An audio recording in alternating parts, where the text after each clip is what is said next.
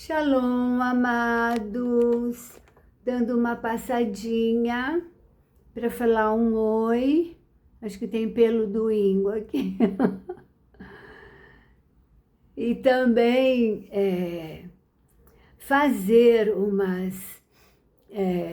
completar a palavra de ontem, que a palavra de ontem ela é muito linda. É uma coisa assim que quase ninguém fala. Então, sem delongas, a palavra está em 1 Reis, capítulo 17, a partir do verso 8. E depois ele vai para o capítulo 18. Então, depois que Elias sai da casa da viúva, aliás, antes, foi uma coisa maravilhosa, o filho da viúva morre. E a viúva fica muito brava com Elias. Fala: homem de Deus, viestes aqui para me fazeres lembrar dos meus pecados? Porque a morte do filho significava para ela que Deus estava cobrando dela os pecados dela. E Elias fica, por um momento, porque era uma coisa que ele não esperava, porque Deus tinha preparado a viúva para cuidar dele, e não para ele matar o filho dela. Então ele fala, desça, né? Ele estava no andar superior da casa, ela desceu e ele ficou sozinho com o menino. E ele dobrou os joelhos e falou: Adonai, por favor, devolve a alma desta criança, deste moço.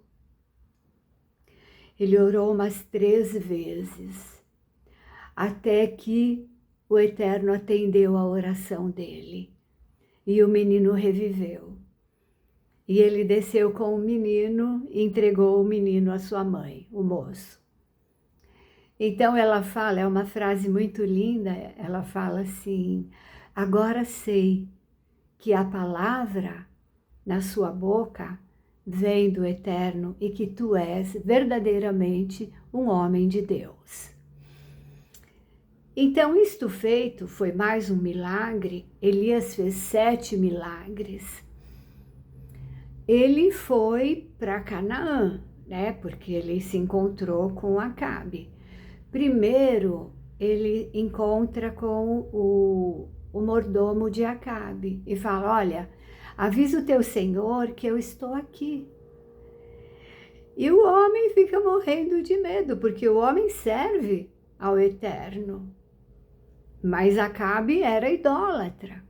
E o homem fala assim: pelo amor de Deus, meu senhor Elias, e se eu me aparto de você, do Senhor, e vou até o rei, e o Espírito do Eterno te toma daqui e te leva não sei para onde, porque o rei procurou em toda a terra e não te encontrou. Então, Elias falou: não, pode ir lá, eu vou encontrar o rei, não tenha medo, porque esse homem tinha medo de ser morto pelo rei. Então, é aí que Elias se encontra com o rei Acabe, e o rei Acabe faz aquela famosa pergunta: és tu o perturbador de Israel? Irônico, né? Aí Elias responde: não, mas você é o perturbador de Israel. Agora, rei, faz o seguinte: junta os 450 profetas de Baal que comem na mesa da tua mulher, de Jezabel. Leva-os até o monte e nós vamos fazer sacrifícios. Os profetas de Baal vão fazer sacrifícios para Baal e eu vou fazer sacrifícios para o Eterno, Adonai. E o rei falou, tá muito bom. Então ele convocou os 450 profetas de Baal e foram, e esses profetas de Baal fizeram o altar. E gritaram, e clamaram, e se cortaram, e quase se mataram, pedindo para Baal se manifestar com fogo. E nada. E Elias tirou uma, né? Falou, olha, vai ver que Baal tá viajando, tá tirando um cochilo. Vai, clamem mais um pouquinho, quem sabe ele acorda. Aí Elias falou, muito bem, agora eu vou colocar em ordem o altar. Ele colocou em ordem as pedras do altar. Ele fez um rego em volta do altar.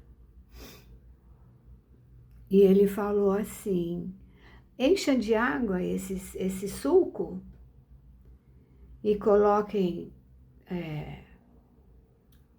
água. E coloquem a lenha no altar. Mas coloquem água, muita água. E encheram aqueles sucos em volta do altar de água. E Elias preparou os bezerros, os cordeiros, os novilhos, todos os animais que ele iria sacrificar ao Eterno. E ele falou assim, olha, se Baal é Deus, seguiu. Mas se Adonai é Deus, seguiu. Não cocheais entre dois pensamentos. Aí isso também vai confirmar a palavra do Brit Hadashah, do Novo Testamento. Pela boca de 2 ou 3 testemunhas, toda a palavra será confirmada. Então, vamos ver. E Elias colocou em ordem o holocausto, os sacrifícios, e clamou por Adonai, e clamou pelo Eterno. Eterno, se o Senhor é Deus, responde com fogo. E Deus respondeu com fogo e consumiu o holocausto, todos os holocaustos, todos os sacrifícios, e ainda queimou a água. Diz assim, o fogo lambeu as águas, quer dizer, fez evaporar as águas que estavam em volta do altar. Então aí o povo caiu com o rosto em terra e começou a gritar, só o Eterno é Deus, só Adonai é Deus. Mas depois de mais esse milagre que Elias fez, Jezabel ficou furiosa. Porque depois disso, Elias pegou os 450 profetas de Baal e degolou todos, matou todos. Jezabel ficou furiosa e falou assim, espera até amanhã se a tua vida não estiver como a um deles. Ela era bruxa, ela era poderosa, ela era rainha, mulher do rei. Ela mandava e desmandava. Ela tinha o rei comendo na mão dela. Então, depois desse episódio que Jezabel ameaça Elias, ele foge para o monte e se esconde numa caverna. Aliás, ele se deita debaixo de um zimbro, de uma árvore, e fica deprê. O maior profeta de Israel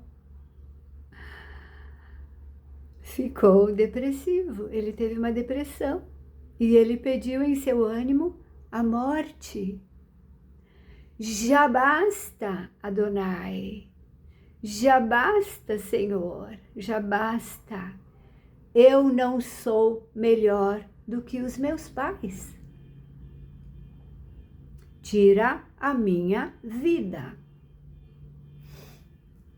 Então, um pedido de um profeta que foi ungido pelo Eterno, que vem lá do âmago, não é um pedido qualquer, é um clamor de desespero, de socorro, porque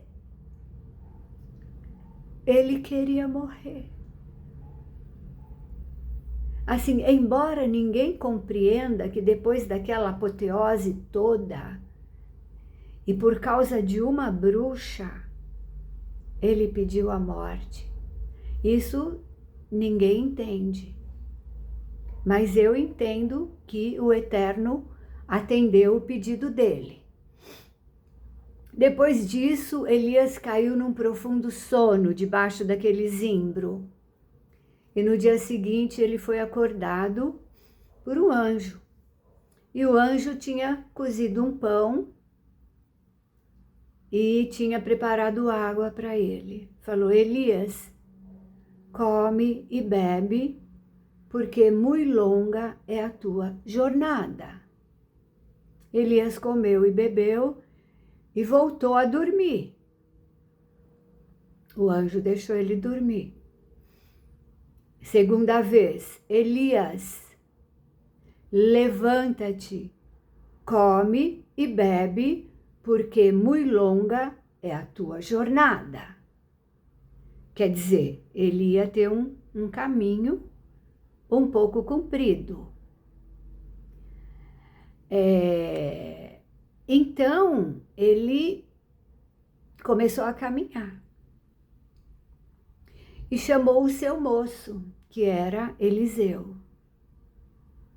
E o seu moço foi junto com ele. E Deus deu ordens a Elias. Elias, você vai ungir fulano rei sobre a Síria. Você vai ungir Eliseu como profeta em teu lugar. Você vai fazer isso e aquilo. E nessa jornada longa, onde ele tinha que fazer essas coisas, assim, não demorou muito tempo, não. Todos os que explicam essa longa jornada dão a entender que são muitos anos, mas não. É o tempo dele ungir o rei, ungir o novo profeta e fazer não sei mais o quê. Aí, Eliseu não sabia que ele seria ungido profeta no lugar de Elias, né? E Eliseu seguia Elias o tempo todo. E Elias falou assim: o que eu tenho contigo? Por que você fica me seguindo? Ele falou: meu Senhor, eu quero o dom. Então foi mais uma confirmação, né? Foi uma confirmação. Aí Elias falou para Eliseu: muito bem, se você vir quando eu for arrebatado aos céus, e se você conseguir pegar a minha capa, aí você será o meu sucessor. E Eliseu falou assim: mas eu quero porção dobrada. Eliseu não queria só ser o sucessor de Elias, ele queria ser duplo Elias em si. Ele queria ter o dobro da unção profética. E Elias respondeu: ok, dura coisa me pedistes, mas se você me vir ser tomado da terra e pegar a capa, você vai receber o dom de profeta e, além disso, vai receber a unção em dobro. E Eliseu não desgrudava de Elias, de noite, noite e dia. cada segundo ele estava grudado em Elias. E aconteceu que Elias foi arrebatado. Quer dizer, nesse arrebatamento, o Eterno, ele atende o pedido de Elias, que Elias pediu a morte em seu ânimo. Mas, como ainda tinha muitas coisas para Elias fazer na terra, mas a benignidade de Deus é quase infinita, a misericórdia é infinita, ele permitiu. Então Elias foi arrebatado aos céus e foram vistos carros e cavalos de fogo. E a capa Eliseu conseguiu pegar.